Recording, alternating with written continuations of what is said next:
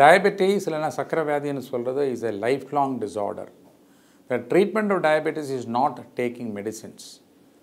It is actually changing your behavior to get the blood sugar and cholesterol under good control and then maintain your normal activities so that you have a long and happy life. In order to do this, the doctor has to convince the patient to change their behavior, to change into good dietary habits and increase physical activity. Today people have a fear. Diabetes ன்னு சொன்ன உடனே எனக்கு நாளை இந்த sugar சாப்பிட முடியாது, sweet சாப்பிட முடியாது, என்ன பண்ண தெரியல, அந்த பயம் இருக்கும். ஸோ அந்த பயத்துக்கு தேவையே இல்லை. ஒரு நல்ல செய்தி என்னென்னா, டயபெட்டிஸ் வராமல் தடுக்க முடியும். உணவு கட்டுப்பாடும் இந்த ஃபிசிக்கல் எக்ஸசைஸ் செய்தனோட டயபெட்டிஸ் ட்ரீட்மெண்ட் மட்டும் இல்லை, ப்ரீ டயபெட்டிஸ் ஸ்டேஜில் கண்டுபிடிச்சு டயபெட்டிஸ் இல்லாமல் வாழ்க்கை பூரா ஹெல்த்தியாக இருக்க முடியும். So changing your behaviour and attitude towards diet and then improving your physical activity, these are the essential parts of not only treating diabetes but also preventing diabetes. The following picture which we are going to show you will convince you regarding the importance of that and take away the fear. அந்த பயம் இருக்காது, வாழ்க்கையில் என்ன பண்ணணும் அதை பற்றி தெரியும்.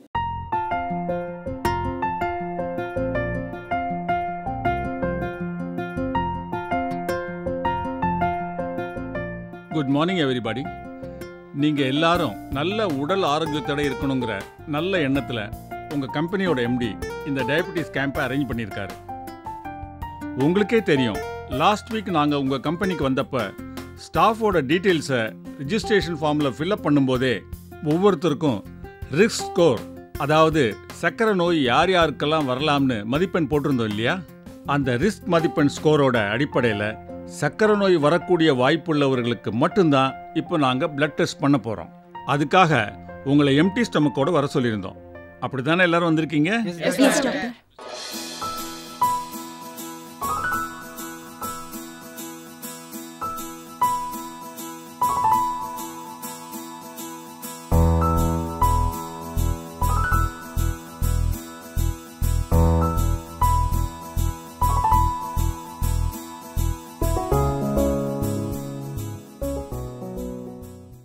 Miss Chitra, உங்களுக்கு சுகர் 170 இருக்கு.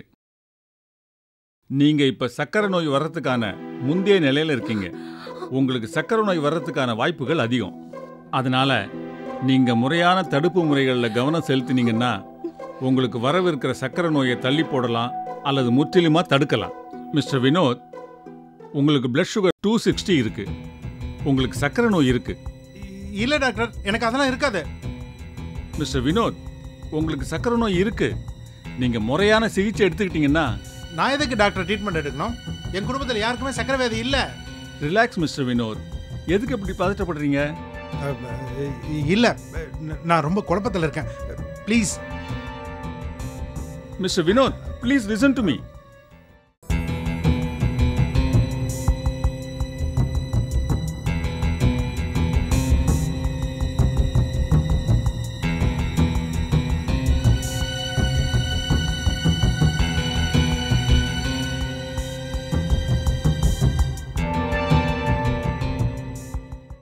அஞ்சு வருஷத்துக்கு முன்னால எனக்கும் சக்கரை நோய்னு தெரிஞ்ச உடனே உங்களை மாதிரி தான் நானும் அப்செட் ஆயிட்டேன். அப்புறம் டாக்டர் அட்வைஸை நான் கேட்ட உடனே ரொம்ப தெளிவாயிட்டேன். It's nothing to worry. பாருங்க மிஸ்டர் பரமேஸ்வரன், நீங்க நினைக்கிற மாதிரி இது ஒரு நோயே இல்ல. சக்கரை நோயின்னு சொல்லாம இது ஒரு குறைபாடுன்னே சொல்லலாம். எது எப்படியோ, நமக்கு சக்கரை நோய் இருக்கிறது தெரிஞ்ச உடனே ரத்தத்துல இருக்கிற சர்க்கரையோட அளவை நாம கட்டுப்பாட்டுக்குள்ள வச்சுக்கணும். சர்க்கரையோட அளவை கட்டுப்பாட்டுல வச்சுக்க நான் என்ன செய்யணும் டாக்டர்? ரொம்ப சிம்பிள். உணவுல கட்டுப்பாடு, உடற்பயிற்சி, மருந்து மாத்திரைகள். இப்படித்தான் கடந்த 5 வருஷமா டாக்டர் கொடுத்த அட்வைஸையும் அவங்க கொடுத்த மருந்தையும் தான் நான் கடைபிடிச்சிட்டு வரேன். 3 மாசத்துக்கு ஒரு தடவை டாக்டர் கிட்ட போய் செக்அப் பண்ணிக்கிறேன். நான் ரொம்ப ஹெல்த்தியா தானே இருக்கிறேன் மாலினி. நான் உங்களுக்கும் சொல்றேன், இதே மாதிரி ஒரு மெடிக்கல் கேம்ப் எங்க அபார்ட்மெண்ட்ஸ்லயும் 2 வருஷத்துக்கு முன்னாடி நடந்துச்சு. அதுல எனக்கு ப்ரீ டயாபெட்டிஸ்னு சொன்னாங்க, அதாவது சக்கரை நோய்க்கு முந்திய நிலை. அதை கேட்டு நான் ரொம்ப அப்செட் ஆயிட்டேன். சக்கரை நோய் வராம தடுக்கிறதும் அதை தள்ளி போடுறதும் நம்ம கையில தான் இருக்குன்னு சொன்னாங்க. என்ன பண்றதுன்னே தெரியல. டாக்டர் அட்வைஸை கேட்டுக்கிட்டேன். அதுக்கப்புறம் நான் இந்த நொறுக்கு தண்ணி சாப்பிட்றதெல்லாம் அப்படியே விட்டுட்டேன். யோகா பண்றேன், வாக்கிங் போறேன். அது மட்டும் இல்ல, நம்ம ஆஃபீஸ்ல ஒரே இடத்துல உட்காந்து நான் வேலை பார்க்கறது இல்ல. எனக்கு ஏதாவது ஃபைல்ஸ் தேவைப்பட்டாலும் நான் அட்டெண்டரை கூப்பிடுறதே இல்ல. நானே எல்லா ஃபைல்ஸையும் எடுத்துக்கிறேன். உங்களுக்கு ஒன்று தெரியுமா, என்னோட ஃபிளாட் 4th ஃப்ளோர்ல. எங்க அபார்ட்மெண்ட்ல லிஃப்ட் ஃபெசிலிட்டியும் இருக்கு. ஆனா நான் லிஃப்ட் யூஸ் பண்றதே இல்ல. ஸ்டெப்ஸ்லயே ஏறி ஸ்டெப்ஸ்லயே இறங்குறேன். அதே மாதிரி எங்க வீட்ல டிவி பார்க்கும்போது ரொம்ப நேரம் ஒரே இடத்துல உட்காந்து பார்க்கறதே இல்ல. ஷாப்பிங் சென்டருக்கு போனாலும் என்னோட 2 வீலரை எங்கேயாவது தூரமா பார்க் பண்ணிட்டு அங்கேருந்து நடந்தே போவேன். அதே மாதிரி பக்கத்துல எங்கேயாவது கடைக்கு போனாலும் வாக்கிங்லயே போயிடுவேன். இதையெல்லாம் நான் ரெகுலரா ஃபாலோ பண்ணிட்டு 6 மந்த்ஸ்க்கு ஒரு தடவை டாக்டரையும் பார்க்கறதுனால எனக்கு சக்கரை வியாதியோட சிம்டம்ஸே இல்ல. ஐயோ எனக்கு சக்கரை நோய் வந்துடுச்சுன்னு இப்படியே கவலைப்பட்டு உட்காந்துட்டு இருந்தீங்கன்னா அந்த மன அழுத்தத்திலேயே உங்களோட பிளட் சுகர் லெவல் இன்க்ரீஸ் ஆயிடும். நீங்க என்ன பண்றீங்க, முதல்ல போய் டாக்டரை பாருங்க. அவர் சொல்றதையெல்லாம் அப்படியே ஃபாலோ பண்ணுங்க. அதுக்கப்புறம் உங்களுக்கே தெரியும் இந்த சக்கரை நோயெல்லாம் ஒரு பிரச்சனையே இல்லைன்னு. ரொம்ப தேங்க்ஸ் மாலினி. என்ன வினோத்? கரெக்ட் தான் சார். இவ்வளோ நேரம் நான் ரொம்ப குழப்பத்தில் இருந்தேன். இப்போதான் எனக்கு தெளிவே கிடைச்சிருக்கு. நாளைக்கே டாக்டர்கிட்ட போகிறேன், முறையாக ட்ரீட்மெண்ட் எடுத்துக்கிறேன், பிளட் சுகரை கண்ட்ரோலில் வச்சுக்கிறேன்.